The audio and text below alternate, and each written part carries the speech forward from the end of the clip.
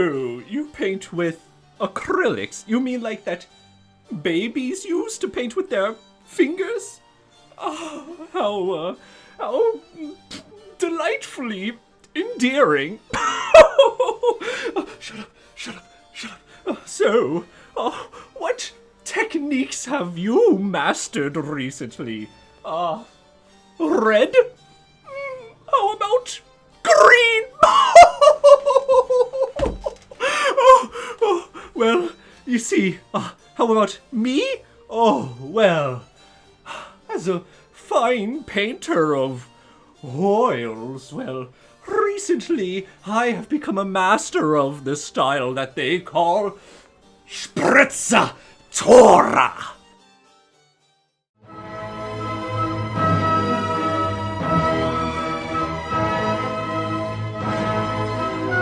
Here's the first thing you need to know about being an oil painter. When you copy off of someone else, it's not called plagiarism anymore. It's called doing a study, and it's classy. I was watching Alpha Brufasa's Turnip28 Battle Report, episode 2, as I do every week, and I was infatuated, smitten by this seemingly innocuous piece of turnip scatter terrain.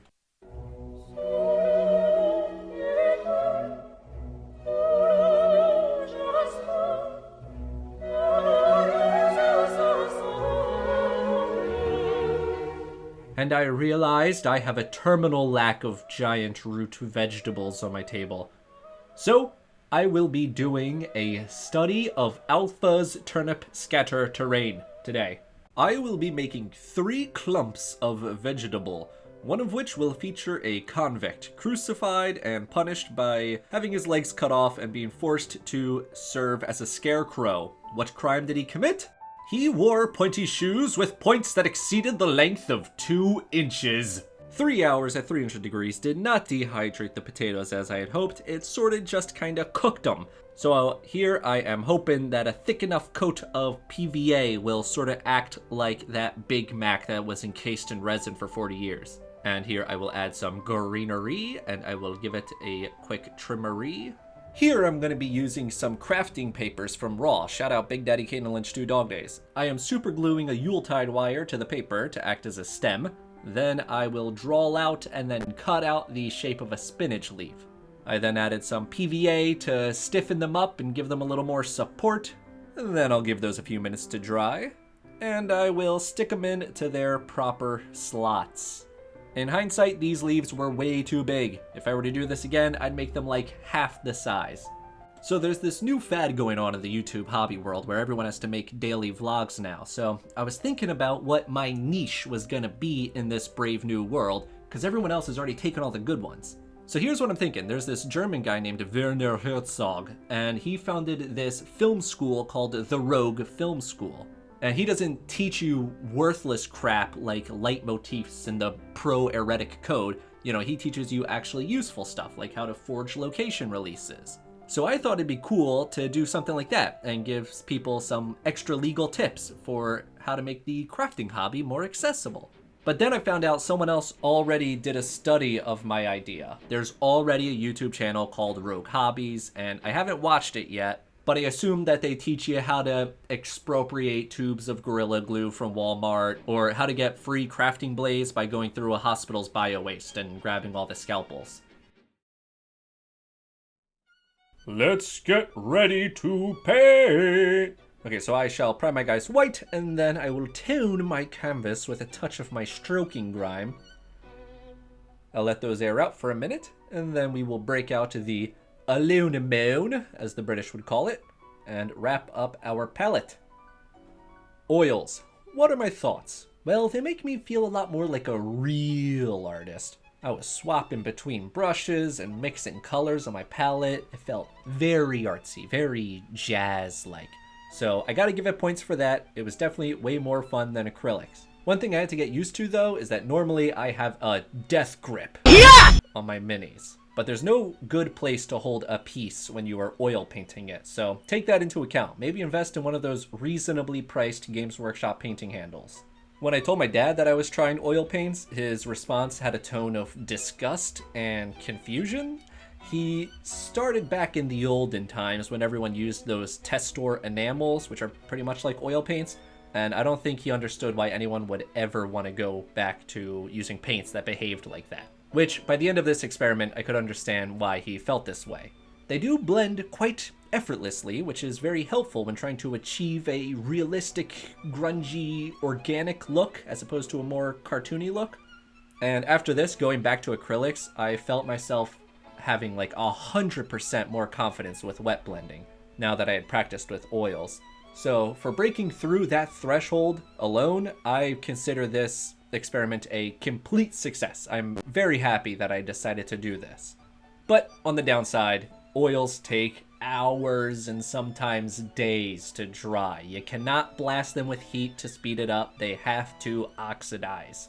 And I made the catastrophic mistake of trying to get clever and fancy and trying to do some impasto painting, which is to say painting very intentionally thickly to add texture, which caused some things to take weeks, well, a week to dry. So for God's sake, do not ever do that. This here is my makeshift oil drying box. I heard that both light and heat can speed up the drying process, which I think is technically true, but not nearly as true as I want it to be. The drying process did cause this guy to crack open, and he smells exactly like the French fries from that Chinese buffet that was next to the Target that got shut down after they got caught serving undercooked meat for the 11th time. I figured while I was doing scatter terrain related stuff, I'd also use this opportunity to touch up some of my pieces of cover, which I didn't do a whole lot. I just rounded the edges, gave a little hint of color variation. They look better than they did before, but I think they could even look betterer. So at some point in the future, I'm gonna have to come back and do the final perfection touch-up. So I might have gained a little too much confidence from using the oils, because when I put on this oil wash, normally I would let it sit for like about an hour before I wipe it off. But this time I was like, oh, well, now that I know that oils last forever, I'll just take care of it tomorrow. So I let it sit for like 24 hours before I wiped off the excess, and I was able to get like a bit of it off, but the staining was pretty bad, so I decided I was gonna have to come back in with some acrylics to finish it up. Here are some wattle fences that I will be using as pieces of cover. They would normally be made from weaving branches together, but I guess the puddle farmers that put these guys together, they only had access to some rope. And to make the fences a touch more turnipy, I glued on some roots. And I'll finish them off by dremeling off the toothpicks that are sticking out of the bottom. Here is a banner. I wasn't feeling clever, so we're just gonna write down my favorite albino black sheep remix. Back to the vegetable clumps. A little dry brush to punch up the brightness, and we will slop on some pigment powders, and we will call those done. And now, our feature presentation. I constructed a classic D&D party for Turnipland. Fighting man, magician, thief, and root fingers. I prepped these guys for a slap chop. Oh, sorry, I forgot I'm a real painter now. I have to say grisaille. I started off with a sepia filter, and this time I will use Gamsol to thin down my paints because apparently that allegedly makes them dry faster. Then we can start applying some paint to our party, which I cheated on the scatter terrain and then I ended up falling back on the acrylics, so I wanted to paint these guys with 100% oil paints. Well, except for the slap chop, which I did use acrylic for, but other than that, these guys are entirely oil. My overall impression for painting 28mm infantry with oils is that it's mostly the same, except for the fact that they take forever to dry, which is really annoying. So despite the fact that I am desperate for that big oil sponsorship, I'm gonna have to say thumbs down, do not recommend. The paint I'm using here are Paul Rubens. These are some of the most expensive oils on the market. In fact, they actually come from the very same makers that supplied the painter Peter Paul Rubens back in the 1600s. Just kidding. They are a Chinese company. They make the second cheapest oil paints you can get on Alibaba Express. But I gotta say, they were actually perfectly fine. Except for the yellows, which was horrendously horrible, but I don't know if this brand has a uniquely bad yellow or if all oil yellows are like that, so I might invest in a for realsies expensive yellow just to compare it at some point, but I have a feeling it'll probably be basically the same.